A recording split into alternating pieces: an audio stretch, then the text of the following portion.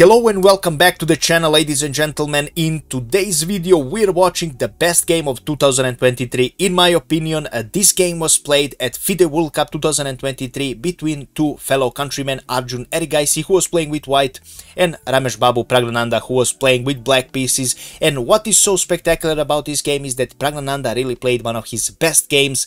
His tactical solutions in the endgame was extraordinary, and if Mikhail Tal was alive, he would be so proud of Rameshbabu Praggnanandhaa. That's how good this game was, and so you are in for a special treat. Hold on your seats and you're gonna enjoy it. So let's go straight into the game. Erigaisi opened the game with e4, we have e5 by Praggnanandhaa, we have knight f3, knight c6, bishop c4 and bishop c5. We are in Italian game. Right now Erigaisi plays c3, his idea is to strike with d4, Praggnanandhaa responds with knight f6, and we have d3 instead of d4. This is the so-called quiet variation of the Italian game. We have d6 by Praggnanandhaa, and we have castle for Erigaisi, a6 for Praggnanandhaa, just to leave enough space for this bishop. And right now Erigaisi decided to play bishop g5, a sort of a rare move, but Erigaisi decided to surprise his opponent with this move. We have bishop a7 for Praggnanandhaa. He definitely wants to save his dark squared bishop, and we have a4 right now for Erigaisi with the idea to stop any kind of b5 threat. Our game continued with h6 for Praggnanandhaa, attacking this white squared bishop, and right now Erigaisi decided to pull up one square on h4. We have g5 by Praggnanandhaa, again playing sharp, and right now attacking this bishop, the Erigaisi is forced to retreat with his bishop, and Praggnanandhaa's plan is obviously that he will castle on the queen side, since this king side is exposed. We have knight to e7 by Praggnanandhaa with the idea to put this knight on g6 and also maybe create c6 and then d5 strike in the center. And right now we have d4 for Erigaisi. Erigaisi immediately strikes in the center. He temporarily sacrifices this pawn, but he wants to attack this king that still hasn't castled, and the idea is right. So Praggnanandhaa obviously accepts this free pawn. Knight picks up on e4, and after d picks up on e5, Praggnanandhaa plays d5. Obviously Praggnanandhaa had another option here. He could have picked this pawn immediately, but this would not be good because right now Erigaisi would pick up this queen, and after king picks up on d8, white could pick up this pawn with his knight, and this is a much better play for white, so this is not good for Praggnanandhaa. So after d takes on e5, d5 was played, attacking Erigaisi's bishop. Bishop goes on d3, and right now we have bishop f5 for Praggnanandhaa.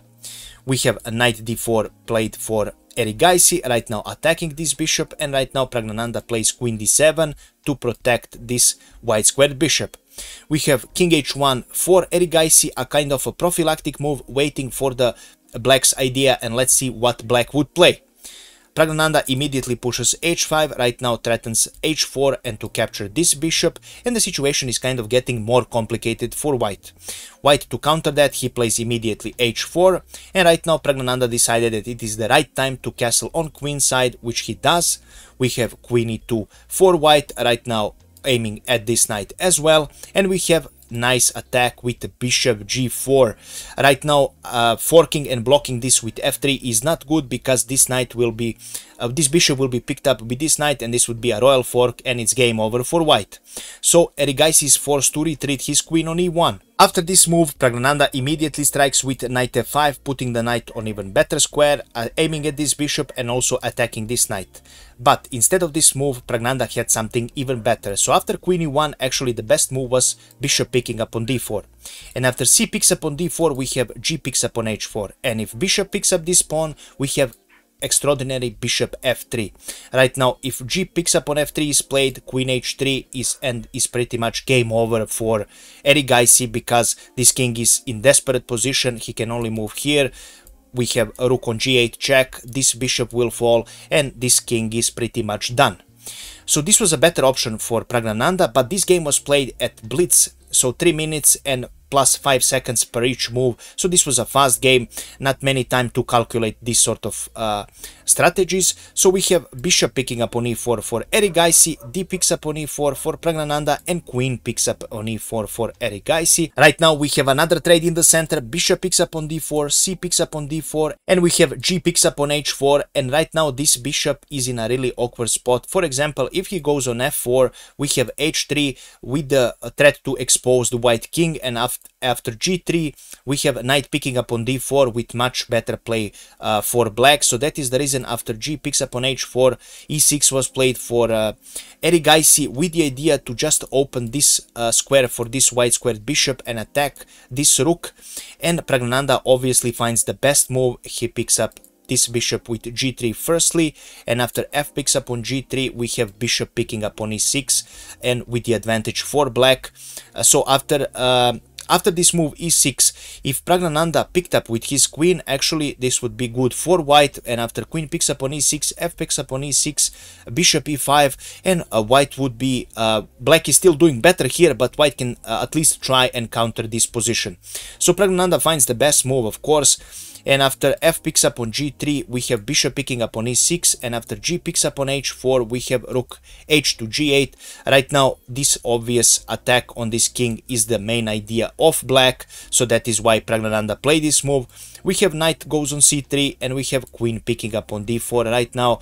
The problem for white is that if he picks up this queen, I will show you right now, after rook picks up on d4 this pawn will fall, and this would be 2-pawn advantage for black, and this is a game over, especially in this time control. So this was a really hard position to play, definitely as Erigaisi as white here. So after queen picks up on d4, Erigaisi refuses the queen trade and he plays rook f4. Right now he's controlling the 4th rank and he also attacks this queen. Praggnanandhaa plays queen d2, obviously he doesn't want to trade, and we have queen f3 played for white. After this move Praggnanandhaa finds incredible sacrifice. You can pause the video if you wish to see what was played in the game, and this move is incredible. Rook picks up on g2, sacrificing your rook. After this amazing sacrifice, Erigaisi decided to play knight e4 to attack this queen. Of course we will go a little bit back. So after this move, if you decide to pick up with your queen, then we will pick up your rook, and again much better position for us. As black we are threatening all sorts of things. This pawn is hanging, this king is very weak, and this is a practically won game for black. So that's the idea behind this move. So after a rook picking up on g2, knight e4 was played. By the way, I want to show you just how easy this game could be lost. For example, after queen f3, if you got greedy and you played queen picks up on b2, instead picking up this pawn, this would be game over after rook b1 for Erigaisi, and after queen a3, queen picks up on b7 check, king d7 and rook d4, and this pawn will fall, and this is game over for black, for Praggnanandhaa. So you have to be very careful. Although this was a pretty won game, you have to be careful which pawn you will pick. Just wanted to show you that. So after knight e4, Praggnanandhaa's queen was attacked, and right now Praggnanandhaa finds the best continuation, firstly with rook h2 check. After that king goes on g1, we have rook g8 check, another rook introduced in the attack, and after knight g5, Erigaisi tries to save himself. We have beautiful bishop d5, right now aiming at this weak h1 square and threatening checkmate and attacking this queen. After this move, Erigaisi decided to try his last resort with rook d1 to try and offer his queen for trade for this queen here, but of course Praggnanandhaa finds another incredible move, which is rook h1 check, and after this move Erigaisi decided to resign. I will of course show you why. So after rook h1 check, there is few options for white.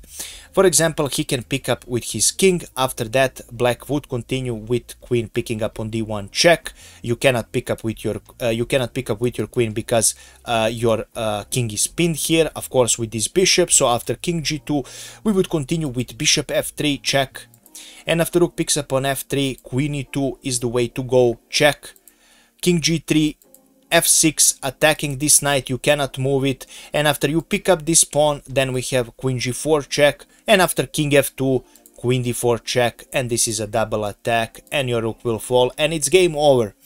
Also, after rook h1, if you decide to pick up with your queen, then we have again queen picks up on d1 check, and after king f2 we have bishop picking up on h1 with the same idea. Your king is very weak and Praggnanandhaa has huge material advantage, and this is a game over. Another important thing, that Praggnanandhaa actually had another way to win this game. So instead of playing rook h1, actually another incredible idea was queen f2 check, and there is no way of stopping this checkmate. You are forced to pick up this queen, and after that we finish with beautiful tile style checkmate rook h1.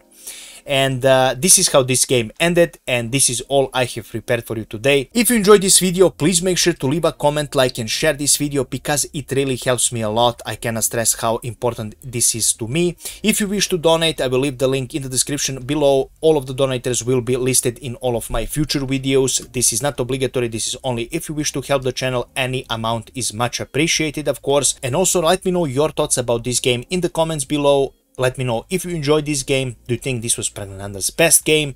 Have I missed something in the analysis? If you have any questions about the position, please let me know.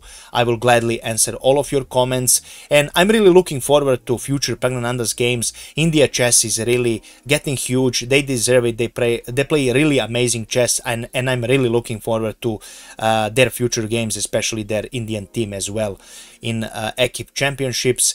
And yeah, this was all, guys. Thank you so much for watching, and we will see each other in the next video. Have a nice night. Bye bye.